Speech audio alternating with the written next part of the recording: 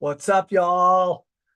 This is gonna be a fun one. This is post IRE, no reps. So, as you guys know, so first time here, awesome, welcome, guys. We'll be starting, it's probably say 5 minutes at this point right now. We'll give a few minutes for some, I'll say late arrivals, aka David Bonney, to be able to show up, start jamming out. This is gonna be a fun one. So we are, I want to say session number 5 at this point right now, which means you guys can't see me because I don't have my camera on. So fail number 1.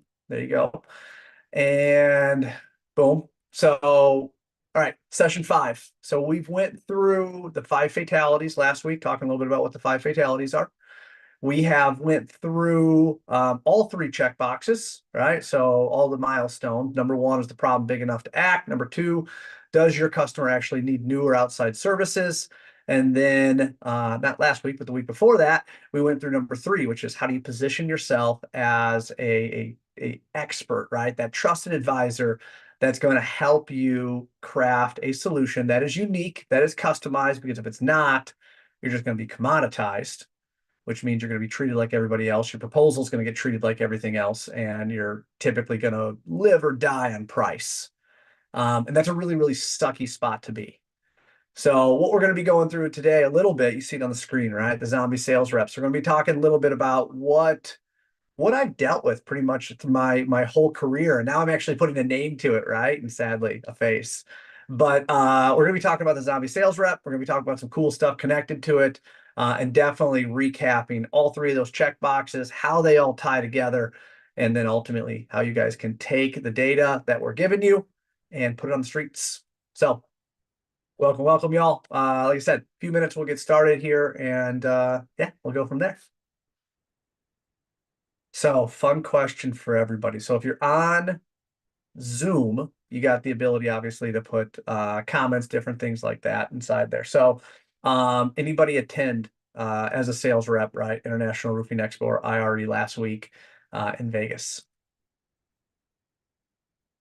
So you should be able to find on Zoom webinar chat, or you can go inside there. You can blast away on that. But did you guys join, attend, whatever the right words we want to use inside there? IRE last week, which is the International Roofing Expo, which what I would call one of the larger areas to be able to get some roofing education. A lot of cool stuff, a lot of wide stuff to be able to go there. All right, no.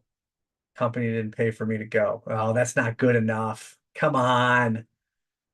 Expect the company to invest into something for you, dog? Nah. You got to invest into yourself. Okay. That's where it starts. You guys are here, right? Your company didn't pay for you guys to be here. You guys are showing up here. It's just one more step. You got to commit. That's what it's about. David, welcome. What's up, everybody? How nice of you to grace us with your presence. Hey, I do what I can. I do it for the people. That's Do it right. for the people. That's right. Whether it's 159 or 202, we can count on you. Thanks, buddy. Central Good time. to be counted Central on. time. All right. So we got some people rolling in. Welcome, y'all. Like I said, we'll get started inside a few minutes here. This one's going to be a little bit, say it's different. It's just going to be a different, unique way of looking at it. So if you guys are checking out the screen, Zombie Sales Rep, this is the first time that David or I have truly put a face, yeah, face behind all of this, and truly a name. We're going to be talking about what the zombie sales rep is, how it ties in ultimately to this whole no reps left behind side, and even how it goes even deeper into the checkpoints or milestones that we walk through. Good thing about this is it's always nice to know your competition, guys. So not only are you guys going to be able to understand how do you break out of that zombie rep side, but how do you stay away from it, right? How do you beat it? How do you overcome it? So 2 minutes, we'll get started. We'll go from there. How's your Tuesday treating you, David? It's good. It's Sounds good. like Better than last Tuesday. I was just saying it sounds like a lie. I got some sleep, you know? It'll do that. You'll do that. All right. So, question I had for anybody, and if you're on Facebook or LinkedIn, game on, throw it in the chat. Anybody attend IRE? So, International Roofing Expo. Anybody attend it? It was last week in Vegas. Put on SRS, National Roofing so NRCA, National Roofing Contractors Association. A lot of big names that help put that on every year. So, who joined it? Other than the one individual said he didn't go because the company didn't pay for him. I'm not letting that one fly. Invest into yourself. Dun, dun, dun. All right, for 203. We ready to roll, David? Ready to roll. All right, cool. So as you guys know, this is approximately 60 minutes. I'll make the choice at the end if I want to go 3 minutes late or not. Just kidding. But we're gonna spend 60 minutes together, guys. This is session number 5. So if you're just joining in to No Reps Left Behind, this is a weekly sales training. And the purpose of No Reps Left Behind is truly to be able to help you guys raise the floor. When we say raise the floor, there's always one individual, right? Maybe not always, right? But there's always one person that is that's great at what they do. And sometimes it's the owner of the company. And we'll talk a little bit about that today, right? The owner of the company, he was the original salesman. He knows it better than anybody. He can negotiate on the spot, and he just becomes this individual that's great. But what we do at No Reps Left Behind is once you start growing a sales team, now you have multiple individuals that have different ways of learning, different ways and skills of being able to sell. And if you give everybody the exact same training, the exact same antidote, right, to whatever the problems might be, it doesn't solve the problem. It doesn't solve the illness because each one of us are unique. And that's really what No Reps is about helping you guys understand the qualifications, or more importantly, the disqualifications, because the best book of business does not have 150 opportunities in it, right? It's not just overburdened with this massive amount of opportunities, because as you guys will learn as we talk through this today, when you get an opportunity, the first thing we have to do is make sure that the problem is big enough to act. And that's something that is just historically the number one killer to sales deals, is not that they award it to a different company, not that you lose it because of price or something like that. It's that the customer doesn't actually do anything. They don't fix the problem. They have the proposal sit there and they tell every other roofer that stops by, yeah, no problem. We have roof leaks. If you want to give us a proposal, go for it. And without the proper discovery, that's what ultimately creates this sludge inside your book of business of opportunities that will never sell and continue to be able to drag you guys down because you're doing nothing but following up with people who ultimately don't want to talk to you. That's the reason I'm here. That's the reason I continue to be able to pour into No Reps Left Behind, and I'm here each week. So my name is Chad Westbrook. I am the founder of Service Alignment. If you haven't checked it out, go do it, servicealignment.com. My career has been 20 years within this commercial roofing world, or I'll say the commercial sector. I think it's 17 at this point right now in the commercial roofing sector, specifically inside service. So I believe inside building relationships, starting all the way from the first time that they have a roof leak or first time that they have a problem. And that positions me well better to be able to engage in some of the success that I've had, whether that be preventative maintenance, whether that be budgeting, long-term budgeting, and at the end of the day, capital projects where we're actually putting new roofs on and starting that whole life cycle over. So that has really been my career. What I'm doing here is exactly what I said. I'm here to be able to feed back into the sales reps that want to be better, that want better ways to be able to qualify, disqualify opportunities, and really kind of hack through, guys, all the different things that we run into inside real world sales. So I'm not giving you some fairyland, hey, this is what it should look like and this is what you should do. This is real world, no BS training that I want to give to you guys. So again, you can raise the floor on where you're at. Hey guys, David Bonney, founder of 45. I've been in sales and sales leadership for the better part of 15 years. And my journey went from a sales rep who couldn't figure it out, who sucked at the very beginning, to I was forced to figure it out or I was going to get fired. I wasn't going to get out of my ramp period. I figured it out. I was at a Fortune 500 company, went to the top of the West Coast division, then got headhunted by a fast growing software company. It was about 3 to 5 million when I started there, and we went all the way up to 100 million and $1 billion valuation. So the stuff that I learned in all of that we teach our kids all the time. You didn't lose, you learned, right? Like it's such a great way to look at it. Well, you do a lot of losing on that run.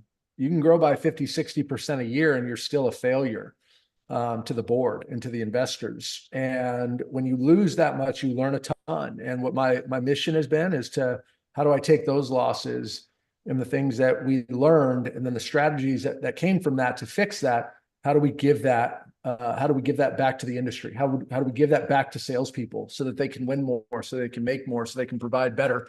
How do we give that back to companies, specifically in commercial roofing, so they can grow faster with less stress and have more fun? And that's why Chad and I do No Reps Left Behind every single week.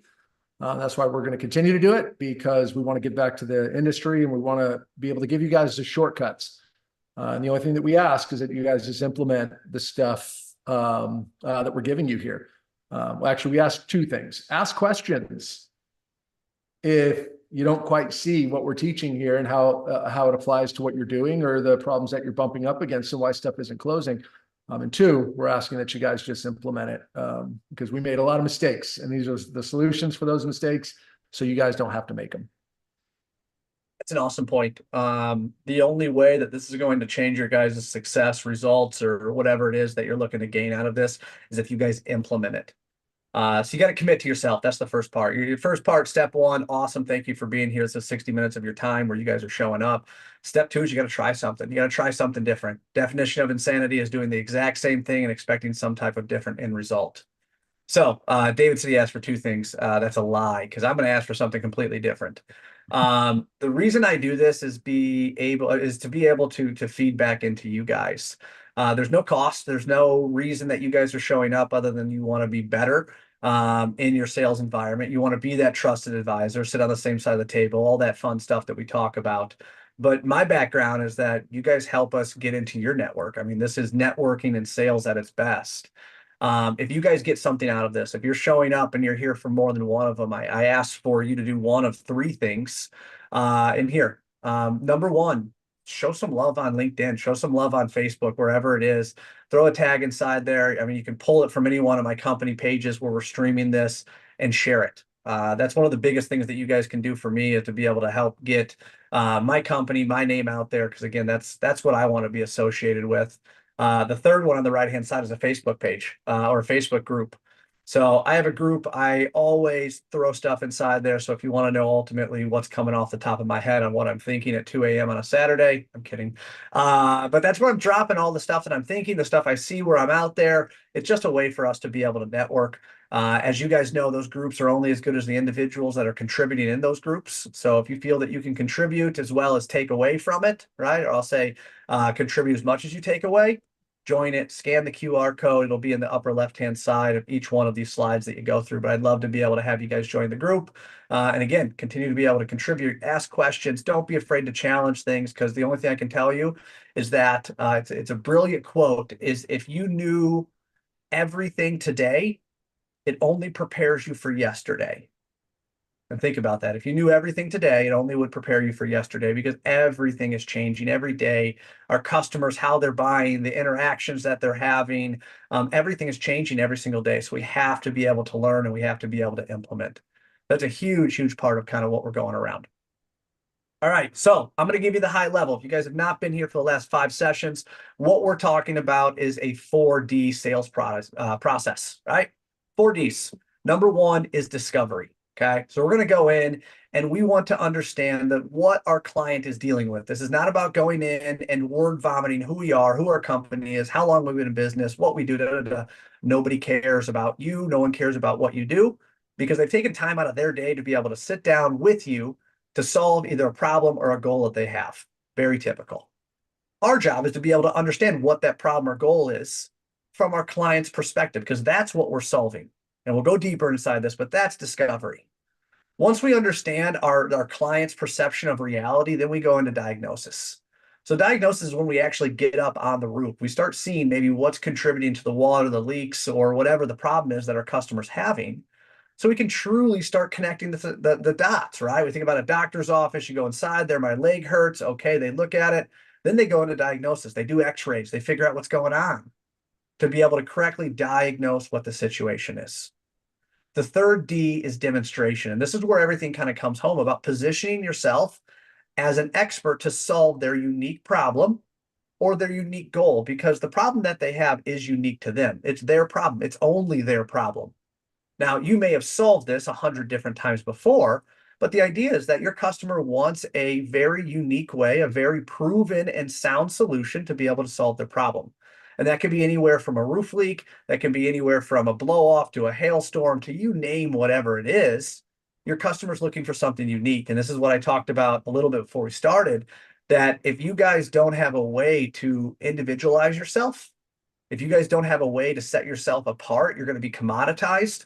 And that's when you start losing due to pricing. That's when you start losing jobs due to competition in different areas like that, to where you can't truly separate yourself. Now, the fourth D you see inside there, guys, is decision, right? Everything that we're doing, our discovery, our diagnosis, and our demonstration, which we're going to go through today, high level, is to be able to help the client make a decision. And notice I didn't say get the project. I didn't say sign your proposal. It's to help the client make a decision, because as a trusted advisor, we're sitting on the same side of the table, helping them solve the problem. And as long as you guys have all of the right stuff in line, you have the right way to be able to diagnose what their issues are, you're going to be the trusted advisor that's helping them find the solution that they need, that's keeping them from their important outcomes or the important stuff that they really want to be doing versus the stuff they have to be doing sitting down with you.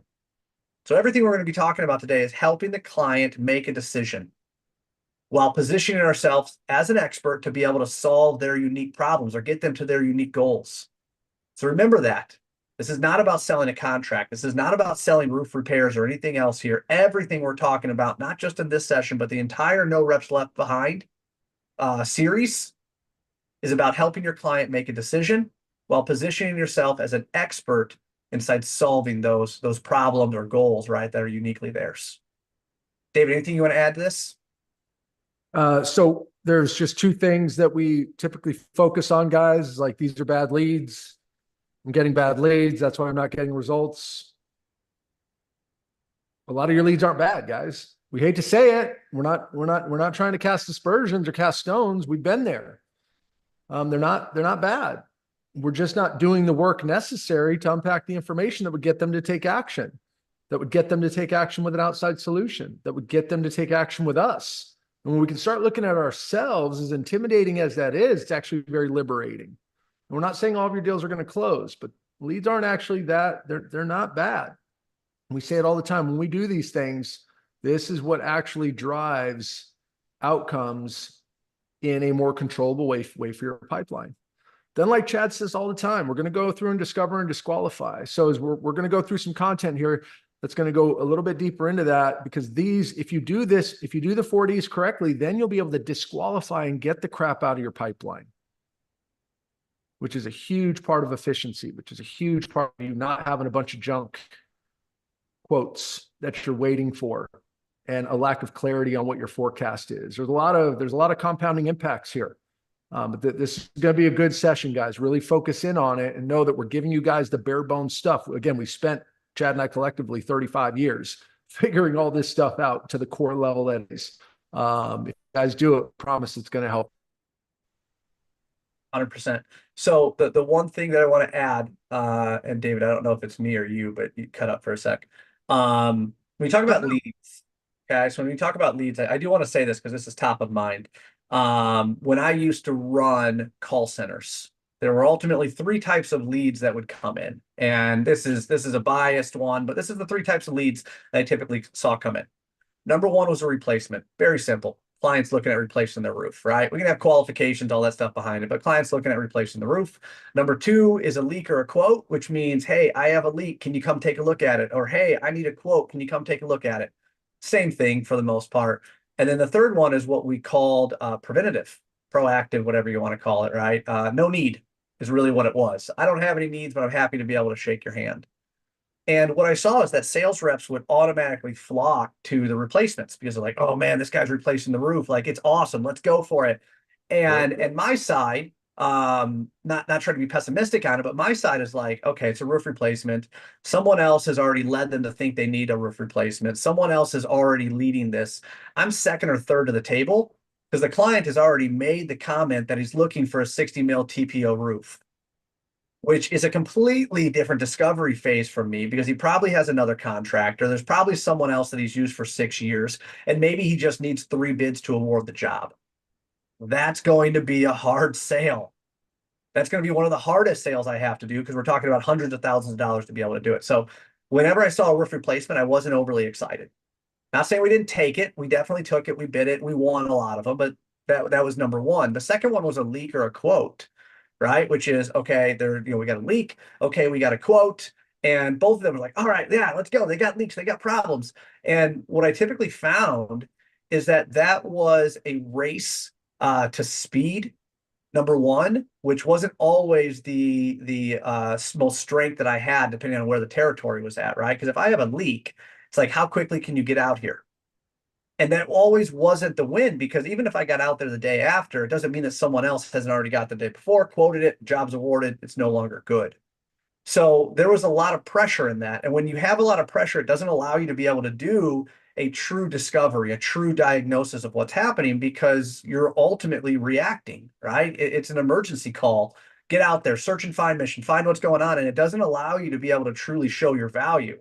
Yeah, maybe you can show your response time. Maybe your technician can get out there and stop the leak. Now, I'm going to hope that buys you enough time to be able to go back to the customer and not have to be that commodity. Hey, last time I had a leak, I called this guy. We don't want to be that. So that was also a hard sale because that had a lot to do with time and how quickly I can bring value to the customer. The last one was the reactive or the proactive, preventative, whatever you want to call it, which is basically I don't have an issue. And most of my sales reps that I worked with were not very happy about this because they're like, all right, I'm going to meet with someone. He doesn't have any issues. He doesn't have any problems. Like, why am I doing this? This is a waste of time. I should go do something else. And there's just some real conversations that I had. But from my mind, this was the best time for me to be able to position myself as their primary vendor because the other two situations I gave you, I'm going up against other people, right? I'm more than likely going up against someone else when there's a replacement. I'm more than likely going up against somebody else when he says yes to us reaching out and saying, hey, you got a leak? Yeah, happy. Come give me a proposal. I'm assuming at that point right now he's shopping for something, whether it be price, scope of work, contract, whatever it is, right? Those proactive ones, those were my favorite.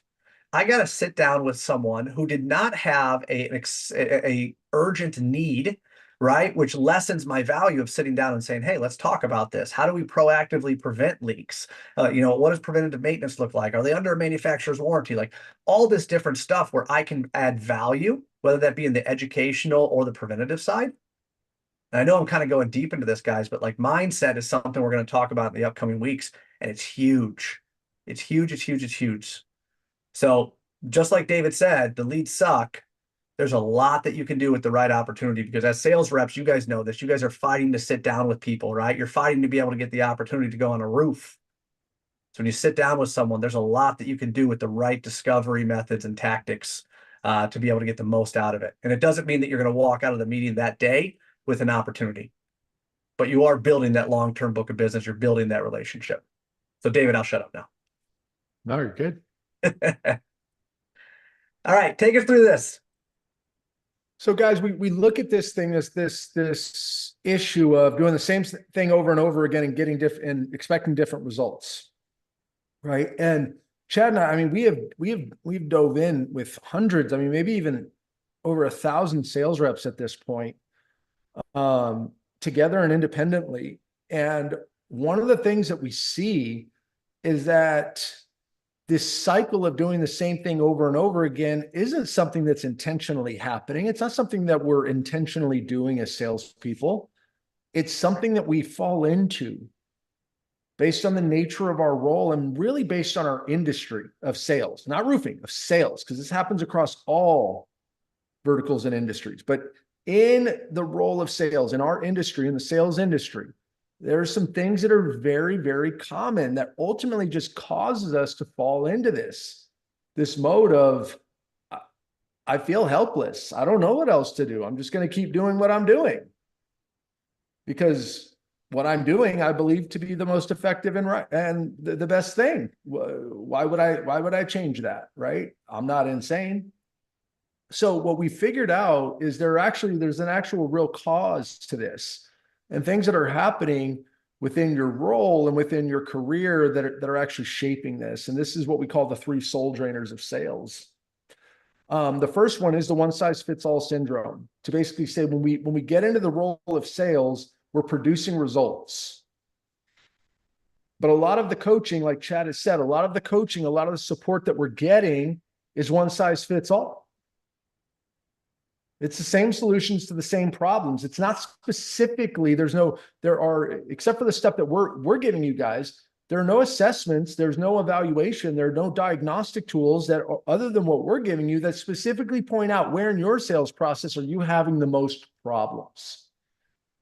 Where do you specifically need to work the most to be able to start to close more of the deals that you're losing so that you can make more money? This one size fits all syndrome forces you to start changing things that aren't even a problem in your sales process, and it has a negative impact. Well, that would frustrate anybody, guys.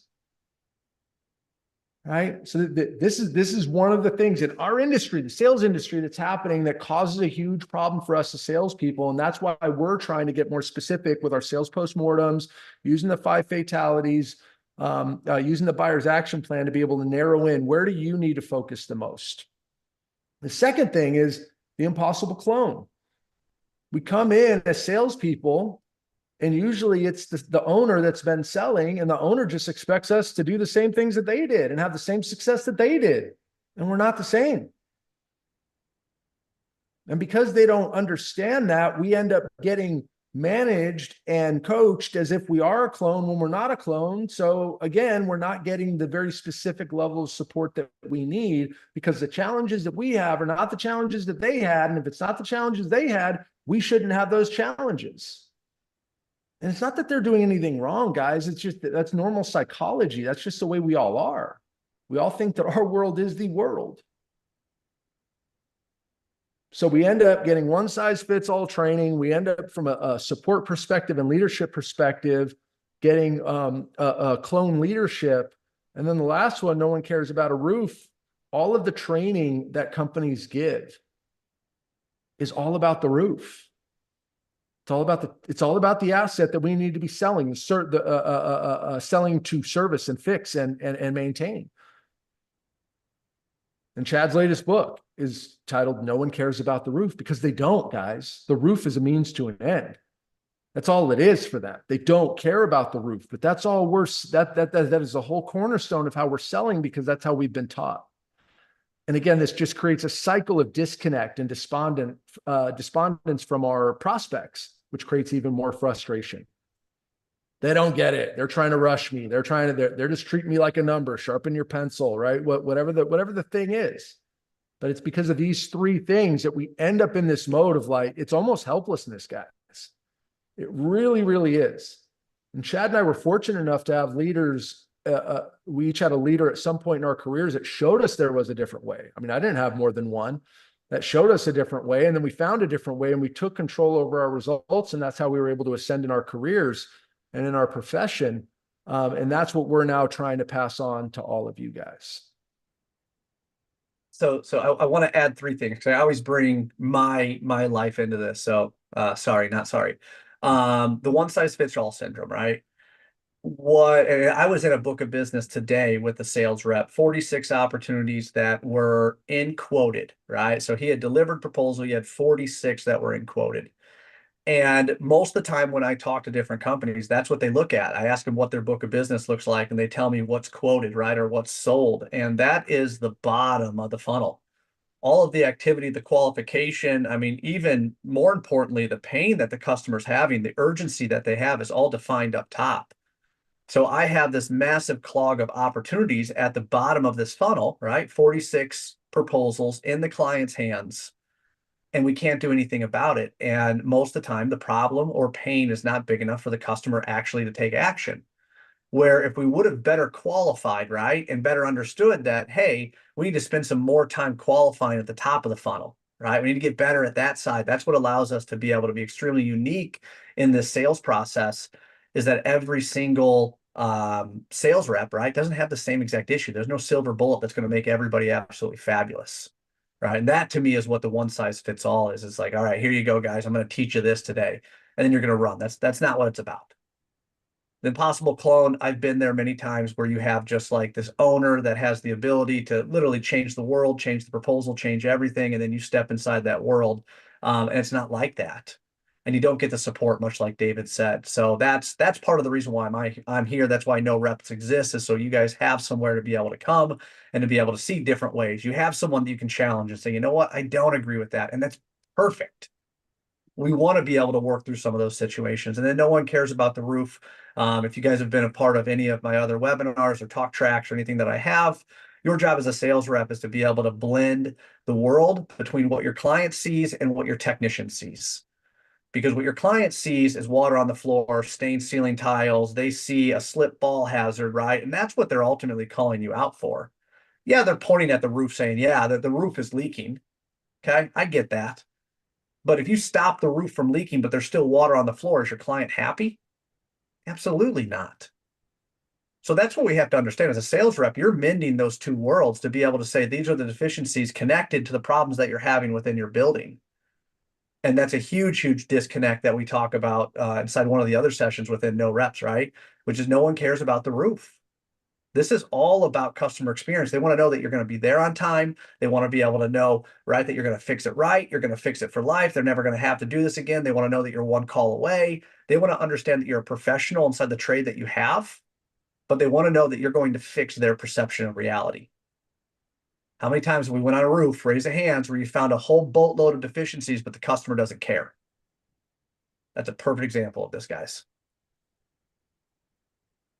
So what we're looking at ultimately, and this is, like I said, this is the first time we actually put a name to it, is it's the zombie sales rep, right? It's the individuals that ask the same exact questions over and over again, expecting some type of different result. And I can tell you, I've been here, right? I'm hitting my head against a wall, just saying, man, if this person would get out of my way. That was one of the biggest, I'll say, growth factors that I had within my career, is that I felt everybody was in my way. I felt everybody was holding me back from being what I truly could be. And that was the furthest from the truth, right? I had to be able to really take advantage of the opportunities that were in front of me, and either bypass or learn to cope. That was a huge part, right? Learn to cope with some of the situations, some of the problems that were there.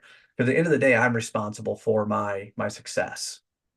So that was a huge part of putting a name to this, right? It's the zombie sales reps. It's the sales reps do the same exact thing. Same exact. They continue to be able to miss numbers. We don't have to be that individual, guys. We have a way, we have a system to be able to bypass that. And what you guys learn every single week within No Reps, right, allows you to be able to take just one piece of that and start fixing it, right? If our customers are not buying, right? I heard that. I literally heard that today. We're in a very unique time of the year. None of our customers are buying. Nobody's buying right now. That's nothing more than is the problem big enough to act? Because I promise you, there are roof leaks all over the town, metro city, wherever you are, that have problems big enough that they need to do something immediately. Now, as a sales rep, if you're able to help the client understand the impacts of not doing the work, there's massive, massive return to that, while being a trusted advisor, sitting on the same side of the table and gaining that trust with your customer, that you're going to help them solve that issue. And that's, to me, how you step away from being the zombie sales rep. Anything you want to add to this, David? Yeah, and the key thing on this, guys, is, we look across, let's just say 10 reps, you're always going to be asked to do more. Chad said, right? Like, you've got to close that gap. You want to make more, whatever the gap is, whether it's on your quota or how much money you want to make. And sometimes what happens is people just get convinced that you're not motivated. You're not money motivated, right? You're not money hungry. Yeah, just not motivated by money. What? Of course we are, but we got to be able to figure out how to do that. Right? So there are some people that aren't money motivated. They're making enough and they're finding they're comfortable. They're not hurting enough to get taken out of their comfort zone. You guys are, because you're here. Right? But we can't paint this broad swath to say, oh, they're just not money motivated, or they're just not this or that. No, it's because we're not getting the right level of support to them that they need to actually be able to solve the problems that they're seeing. We're not creating our opinions on what we think the problem is. We're giving assessments and diagnosing where the actual problem is, and then we're getting in and solving that so everybody can see why we're doing what we're doing. There's a reason for all this, guys. So just know that what we're trying to do here is we're trying to label an unfortunate situation that we've seen so many great salespeople fall into. At one point, Chad and I were those people, right? But the key is now how if we can label it, if we can see it and call a spade, now we can actually correct it. And that's really what we want to do. Our 100%. mantra is no more zombie sales reps. Yep. And I actually took this photo of David back in 2006. No, Figured not my we would best side. Not my so that so iPhone back then. that that's what we're about, guys. As we continue to be able to drill deeper into this, right? No reps is where everything started inside here. But at the end of the day, we're looking to be able to provide you guys with the customized individual processes so you guys can help eliminate those maybes, right? We talk about that each week. No maybes. Is the problem big enough to act? Yes or no, right? Do they need outside help? Yes or no? Are they going to do the work themselves? Yes or no? And as we start distinguishing the exact questions that need to be asked and the processes that you guys have to follow, that's what starts taking you out of it. That's what starts helping you guys create what I would consider is your unique cure, right? There are some individuals that are just absolutely phenomenal at making cold calls, but that same individual, I'm going to be direct here, sucks at closing, right? They can cultivate all day long. They have zero problem being on the phone, cultivate the opportunity. But guess what? I don't want to leave the office and deliver the proposal. I just don't want to. And that's absolutely beautiful. It's absolutely fine. Part of this is to be able to figure out, okay, where are your strengths and where are the opportunities to be able to increase. And that's ultimately kind of what David talks about that unlimited cap. When you guys truly unlock all of this and you understand where in your book of business you need to be better, right? Whether it's on the activities, conversations, or wherever it is within that book of business that allows you to be able to really get it. So this is a huge part of what you guys are going to be seeing moving forward is that we're going to be focusing on, okay, how do we break out of that commodity side? How do we ultimately resurrect, right, our sales? Because everybody on here has been successful, right? Everybody here has had successful jobs. You've had successful sales. And what we need to do is we need to learn from those successes.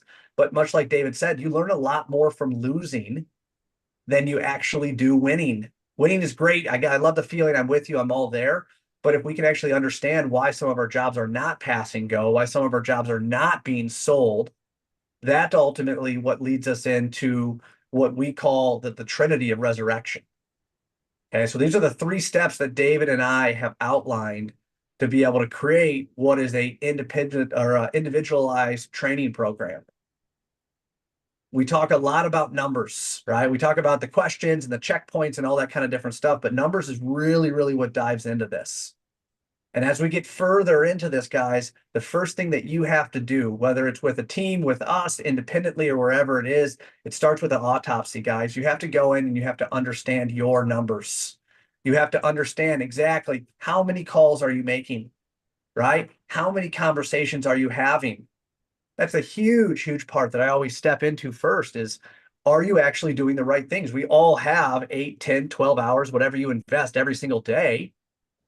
Do you want to spend it doing drops or do you want to spend it doing cold calls? Do you want to spend it sending emails or do you want to spend it surfing LinkedIn? At the end of the day, guys, this is what makes you guys you. This is what gets you guys out of that sales zombie, right? Is that if you do the exact same thing, if you make 100 calls today and don't get any appointments, and you make 100 calls tomorrow and don't get any appointments, well, how long are we going to do that till we need to figure out that we got to change something? So that's the first step inside this is doing an autopsy, understanding where your numbers are at. Then what we can do is truly start putting together that sales strategy, right? That strategy that is independent or individualized directly into you guys. Because someone who has a really strong hunting mentality might not be able to close. And to be able to give everyone, right, that one size fits all syndrome, to be able to give everybody the exact same training, it doesn't do anything. So when you create that independent sales strategy, it allows us to be able to create very unique areas in the business where we're able to be able to come in, coach, help, and mentor you guys to be able to change those numbers. Because again, it's not about having those 46 opportunities in quoted. I can tell you the individual that has 46 in quoted is not hitting a sales goal. It's about correctly qualifying and even like David said, disqualifying to where you only have the best opportunities in your book of business, and they pass those 3 milestones or those 3 checkpoints that we continue to be able to talk about. And then, David, do you want to take it through the sales fatality or the defense training? Yeah. So, and guys, that's effectively what we're doing here, or in part of it, right? When we go through at the end of the day and we can understand the first two parts, then we need the actual points of execution. And the sales fatality defense training is sales training should all revolve around why your deals are dying so that you can reverse that. If you think about your health, that's all you're trying to do. Is you're looking at the things that could kill you and you're making sure that you stay away from that stuff. It's the same thing, guys. Every other sales philosophy out there that we see is just some random sales philosophy. It's not about specifically diagnosing the things you or specifically outlining the things that you need to do based on the diagnosis that aligns to the things that are killing most of your deals. And that's where it comes back to the 5 fatalities, which is the cornerstone of all of this. The 5 fatalities of sales. If you can know the 5 fatalities, then you can actually defeat the sales reaper. If you can know what the 5 reasons why your deals are dying, you can now proactively ensure that you eliminate these factors from killing your deals or identify that they're going to kill your deal. And that is the point of disqualification. You don't ever have to worry about disqualifying a deal that shouldn't have been disqualified. Because when you go through our process that we'll go through and recap here, and the 3 reasons or the 3 ways to qualify leads, it all goes back to one of these 5 fatalities. The writing's on the wall, guys. One of these is probably going to kill your deal anyway. Just call a spade, call a spade with your prospect and move on to people that need you more. So 5 fatalities. We went through this of your last week. Obviously 5 fatalities. We went through it last week. But number 1, timing, right? Belief that the timing's not right. These are the proposals that never get awarded. These are the proposals that sit there that you quoted 60, 90, 6 months, 12 months ago. And it's not that you lost the job, it's that the job never happened. Right? We have a way to be able to defeat that, right? We have a strategy to be able to defeat that. Number 2 is competition, right? How many times they can get out there faster or whatever variable is that makes them better, right? Competition is a huge, huge part of that. Number 3 is price. And I won't say it's easy, but there is a process that allows you to be able to nullify price when it comes to value, right? Because your value should always outweigh the price, and you can even go deeper into that and dive into impact and a lot of different things that we teach specifically within that. Next one is trust, right? I've worked with this guy for 5 years. You guys, the prices were pretty close together. I went with him because I've worked with him in the past. I know what I'm going to get, right? That's trust. And then finally, product fit. And a lot of this has to do with our 3rd milestone or checkbox, which is how do you position yourself as an expert? Because if you go in as a roofing contractor trying to sell waterproofing, you're not going to be the expert in the room, especially if you have a waterproofer that's in the room bidding the same project as you. It allows them to be able to say, hey, this is exactly what we do.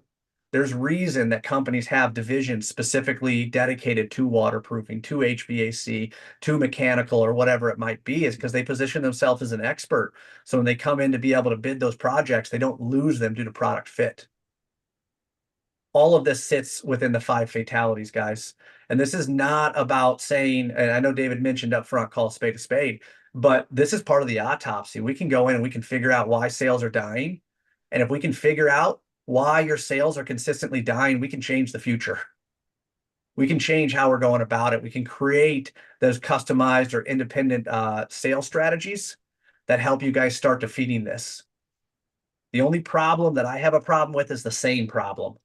I know I said problem a lot there, but that's truly where I'm at. If you have the same problem over and over again, it's the definition of insanity, right? It's a zombie sales rep that continues to be able to say, I'm quoting more jobs, but I keep losing them to price.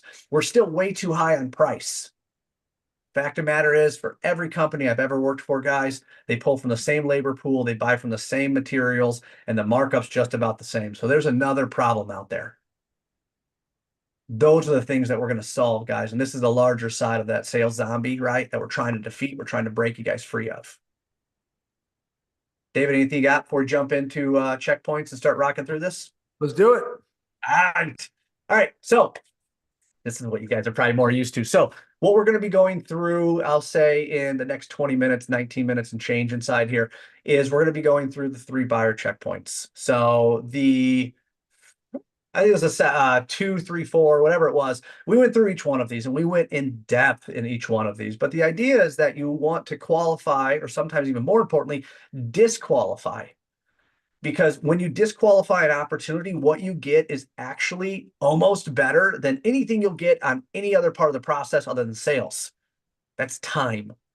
The more time that you guys spend following up with opportunities that don't answer the phone, ignore you, or just continue to be able to drag you on, fatality timing, right? Is less time that you guys are spending with people that truly have a problem big enough to act, right? That's what we're going to be going into, and that's what we're going to be jumping through. These 3 checkpoints are extremely influential to the success of your book of business and to the success of you guys as a sales rep. If you do not have a good qualification or disqualification process, you are going to bid everything and you are going to follow up with everything, and your success is going to be based upon either the number or you guys being in the right place at the right time. What I always say at that point, hope is not a strategy. Do not hope you're going to get the job. Check these 3 boxes, hit these 3 milestones, and position yourself as an expert inside the room. And that's kind of what we're going to be going through. Huge part of this. I know I said a lot in that first half, especially if this is your first time here. I don't expect you guys to recreate the wheel. I already have it. I've already went through this. David and I have worked on this for years to be able to say, okay, what specific questions are going to help us answer the question, do they have a problem big enough to act? You guys don't have to create that. We've already done all of that different work, because the idea, much like I said earlier, is to eliminate the maybes. Is the problem big enough to act? I don't know. No, that doesn't work. That's hope. What we're going to do is clearly define, sit on the same side of the table as our customer and define, is that problem big enough to act? Yes or no? If it's a yes, game on. Let's go. Let's go solve that problem together. If it's a no, it's okay. If it's a stained ceiling tile on the side of my office, it's been there for 2 years. And guess what? You guys called me. So I said, yeah, take a look, get a price. Doesn't mean I'm not going to bid it, but it surely is not going to hit the top of my priority list. Mm-hmm. That's how you start doing smart sales. That's how you start having a book of business that's truly good. And if you guys have ever met sales reps or sales companies, it's like, man, my close ratio is 50%, 60%, or whatever number they give you. Trust me, it's not because they're bidding a lot of jobs. It's because the jobs they're bidding are exact to what they know they can win. Huge part of that, guys. That's a huge nugget if you guys take away. Bid the right projects, your close ratio will go up, your time allowance will go up, and give you guys more time to focus on the opportunities that truly need to be accomplished. So kind of already went through this, discover and disqualify. It's okay to say no. It's okay not to let an opportunity enter your book of business if it's not something that you guys truly want, if it doesn't align to your business, or if there's a red flag. And I talk about that in a lot of my kickoffs. What's a red flag? Right? Some person said all of a sudden says lawsuit, right? We're in a lawsuit with the guy who installed the roof. Maybe that's a red flag. It's okay. It's okay to walk away. It's okay to say no. It's okay to say, hey, I don't think this is the right opportunity. I can't tell you how many times I've been in a bidding environment where they say, yeah, I do got a project, but I need a number by Friday. Can you make that happen? I'm out. The only thing you're going to get with rushing is estimates, and estimates are guesses. And guesses are going to be high, or at least they should be high, because if not, you guys are losing money. Do the right job, do the right time. Just because the opportunity is right in front of you doesn't mean you need to take it. Huge part of some of the best sales reps that I've ever worked with. So checkpoint 1, do they need to act? It's pretty straightforward. First off, do they know why they scheduled the meeting? I ask that question because, again, I'm interested in my customers, in my prospect candidate, whatever you want to call them. I'm interested inside their environment. So what's going on? Talk to me. Typically, when we sit down, people have a problem or a goal. Which one is it for us? Second one, are the decision makers present? 2, not 3, sorry. Are the decision makers present? Because if all the decision makers are not present, that means whoever you're talking to is going to have to resell your proposal to somebody else. And that sucks. Because trust me, they are not as good as you. They are not listening as good as you, and they will retain what they want to retain. And what they retain is not always what their boss wants to hear or whoever the decision maker is. I've been in way too many situations where I've given a bid to a manager on a specific site, that has given it to his boss, that his boss says, nope, we are not doing this. But the site that I gave the bid to was like, dude, this is exactly what I need. This is perfect. I was high and mighty. I thought I did something amazing. But then the job gets killed or awarded to somebody else because there's another buyer. Always make sure that you have everybody inside the room. So are the decision makers present? Had they tried to solve this and fail, this is pretty straightforward, because if you deliver a solution, the exact same of something they've already tried to do, what are the chances that you guys are actually going to win that job? Do not assume. Do not go in there saying, yes, I think I should, I could. Ask the questions. It's okay to ask discovery questions to find out truly what have they done, right? What did they try to do to solve this? And why didn't it work? And finally, this is the real disqualification question. What's the worst possible thing if the outcome's not solved? What's the worst thing that's going to happen? Now, you don't got to go doomsday on this, right? But okay, let's say you do choose a contractor and it's the wrong contractor. What's the worst case scenario? Yeah, I know you got to do it again. But if you've been inside some of my other seminars or other sessions that we have here, we talked about the theater in Dallas, right? And the $100,000 that they had to pay to be able to get the ceiling repainted from a roof leak. Real story, real world, guys. What's the worst possible outcome if you don't do anything at all? Or what's the worst possible outcome if you choose another contractor, right? Because maybe they were cheaper or something along that side, and you don't get what you want. That's how you get to the point of checkpoint one. Do they need to act? David, anything you want to add to that side, sir? Nope. Look at that. He always used to correct me. I'm doing so good now. All right.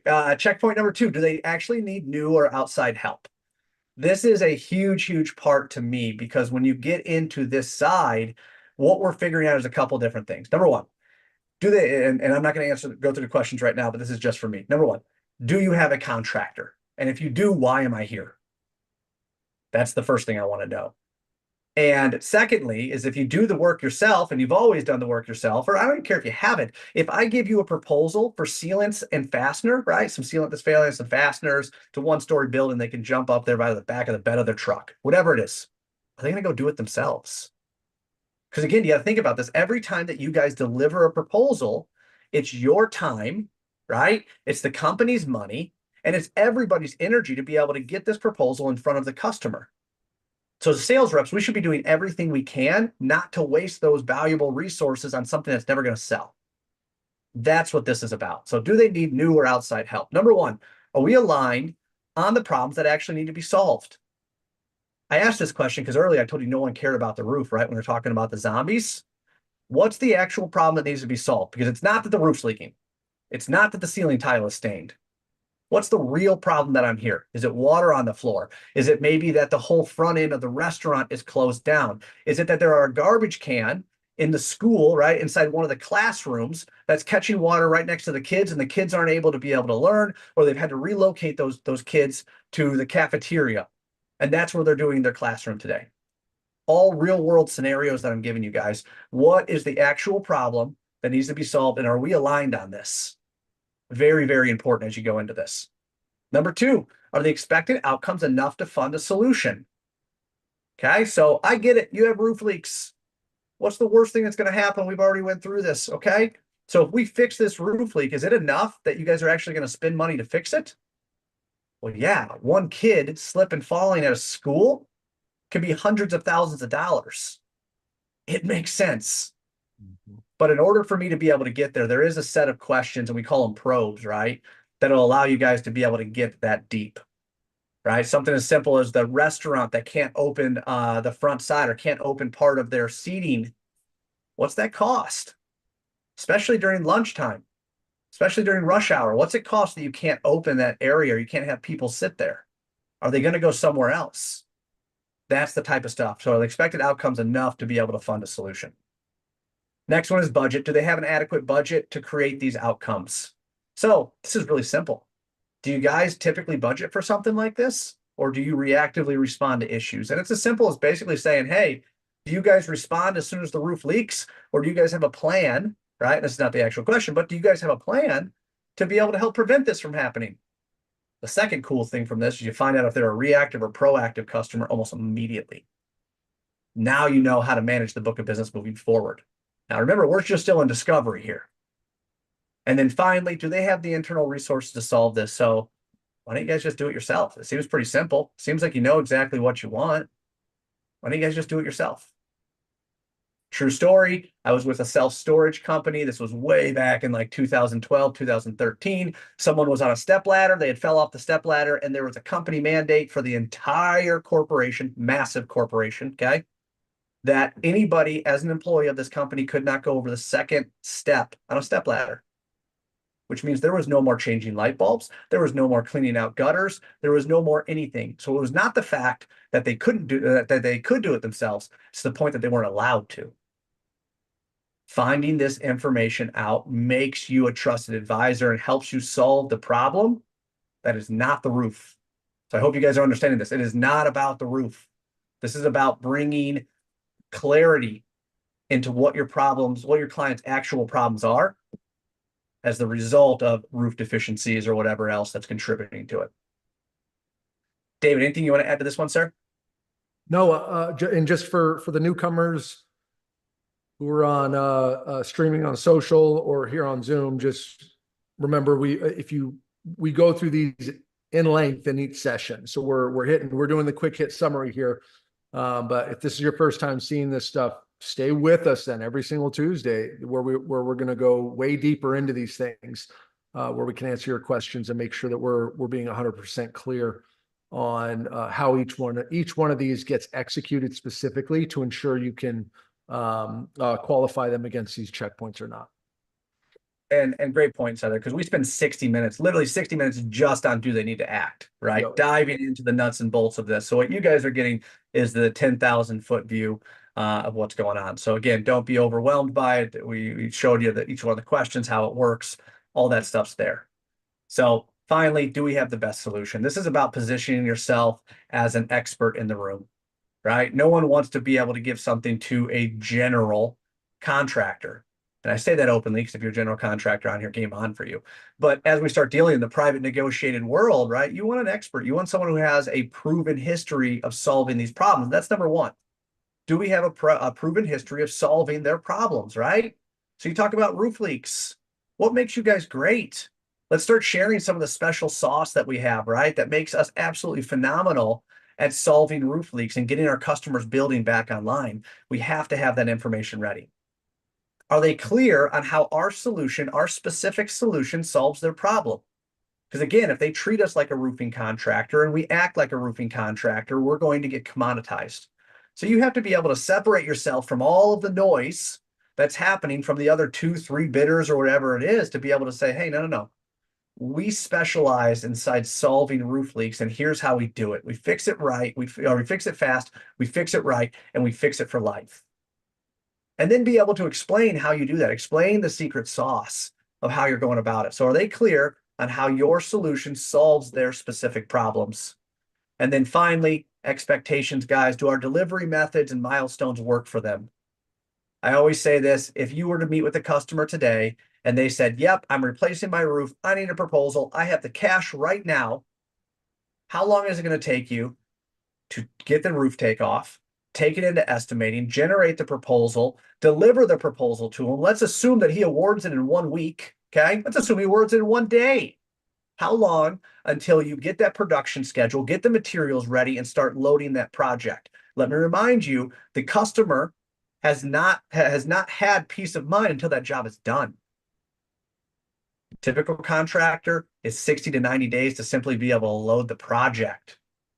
So do the delivery methods and milestones work? So if they have water coming into their building and it's affecting their business, do your milestones work for them? And if not, this is where you solve that problem. Do not solve it from an operational side because that is nothing but firefighting. Everybody loses in that side. Set it up front and understand that what you guys are doing is you guys are making a promise and the operational side of the business has to deliver on that promise. That's how you have a strong sales to production handoff, and also why it's so important to be able to have these 3 check boxes, right? To be able to get your customer to a decision. Okay, again, get your customer to a decision.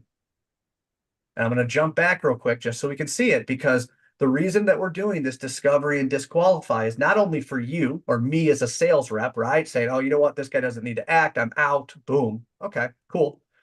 But the second part for this is I'm also going to create complete clarity for my customer to be able to say, wow, I didn't think about that. I didn't think about the slip fall hazard. I didn't think about the product that we're losing every single time. I didn't think about having to pay someone to have to move pallets every single time it rains, which is disrupting my business. That's our job as an expert, is to be able to understand what is the true impact to this business. Because typically the roof leak and the cost to be able to repair the roof is small points when it comes to the total disruption to the business. Now, the last part that I'll leave you guys with, because I know we're getting close on time, is what we call the confirmation close. And once you execute those 3 checkpoints and you make sure that you and your customer are completely aligned, the problem is big enough. They actually need outside services and you are the expert inside the room. It really comes down, there's 5 here, 5 things I'm going to show you, but there's 3 questions. So when you get inside an opportunity and you have the ability to be able to recap with your customer, it not only gives you complete alignment, but it also comes back right here, priority level. We talked about this being a high priority to you, right? We asked the question, hey, 1 through 10, how important is this to you? You told me it was a 9. Is it still that important? This allows you to be able to check back in. Has anything changed? Has any other priorities came up? Did any HVAC go out where they had to relocate the money or reallocate the money somewhere else? Don't assume that what happened 3 weeks ago is the same when you show up to deliver the proposal. So go back out there. Is the priority level still high? Yes, it is. All right, cool. What about your ability level? I know you said that you didn't really have any resources to be able to take care of it. Is that still there? Yeah, no, nothing's changed. Still have zero ability to be able to take care of this. This is an alignment. The last thing that happens is you have the ability to be able to ask 3 questions. And these 3 questions are how you ultimately get sales. It's not about asking for the sales. It's not about the follow-up. It's not about checking in. It's about having complete alignment because you and your customer should end at the finish line at the same exact time. Question number 1, is everybody here still aligned on the problems that were needing to be solved and are clear on how our solution specifically solves it? You wait for an answer. If your answer is not yes, I get it, I understand, do not deliver the proposal, guys. Please do not deliver the proposal because there is some type of doubt or confusion in your customer's mind. And David, when the customer is confused, what happens? They do not act. They don't do anything, guys. They stall or they talk to somebody else that they're less confused with. Don't deliver the proposal. That's question 1. Question number 2, is everyone still aligned to the expected outcomes? And is the ROI sufficient? Are we still at the same point? So we're all on the same page that we're here to be able to get this dining room back up and open so you guys can operate it. I know we talked about $10,000 a day was the approximate cost when you can't use this dining room. Is that ROI still efficient to be able to move forward?